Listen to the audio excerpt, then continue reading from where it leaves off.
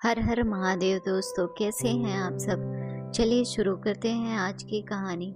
सुनो जी, पंडित जी से बेटे की शादी का मुहूर्त निकलवाया है। एक तो 20 नवंबर का है और दूसरा 9 दिसंबर का।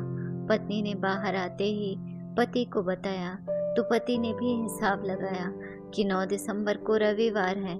फिर वह पत्नी से बोला 9 दिसंबर ही ठीक रहेगा, क्योंकि उस दिन रविवार है और हमारे परिवार में अधिकतर सदस्य नौकरी पेशा के हैं, उन्हें छुट्टी नहीं लेनी पड़ेगी। हमें उनकी छुट्टी से क्या।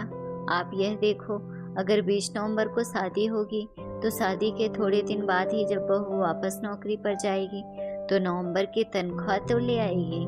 दिसंबर में शादी करेंगे तो वह पिछली तनख्वाह पहले ही खर्च कर चुकी होगी।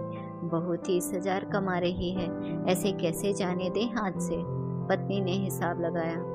पत्नी की समझदारी पर पति बहुत खुश हुआ और बेटे का विवाह नवंबर में हो गया। शादी के 10 दिन पश्चात ही सास ने बहू को नौकरी पर भेज दिया। 3-4 दिन वे इंतजार करती रही कि बहू आएगी और उनके हाथ में तनख्वाह थमाएगी। आखिर 5वें दिन उन्होंने पूछ ही लिया, बहू पिछले महीने की तनख्वाह नहीं मिली क्या? नहीं मम्मी जी, बहू बोली। क्यों? सास ने हैरानी से पूछा। बहू ने शांति से जवाब दिया, मम्मी जी, आप तो अच्छी तरह ही जानती हैं कि मैंने इस नौकरी के लिए काफ़ी पढ़ाई की है। आपके बेटे ने भी पढ़ाई की है और बेटी भी पढ़ रही है, इसलिए आप तो जानती ही होंगी कि पढ़ाई में काफ़ी धन खर्च होता है।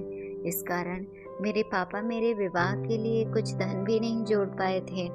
मैं 1 साल की नौकरी में जो कुछ जुटाई थी उसी में विवाह का इंतज़ाम पूरा होना था, लेकिन आपने विवाह के कुछ ही दिन पहले गाड़ी की मांग रख दी, जिसके लिए हमें लोन लेना पड़ा। अब पहले मैं लोन चुकाऊंगी, उसके पश्चात ही तनख्वाह घर आनी शुरू होगी।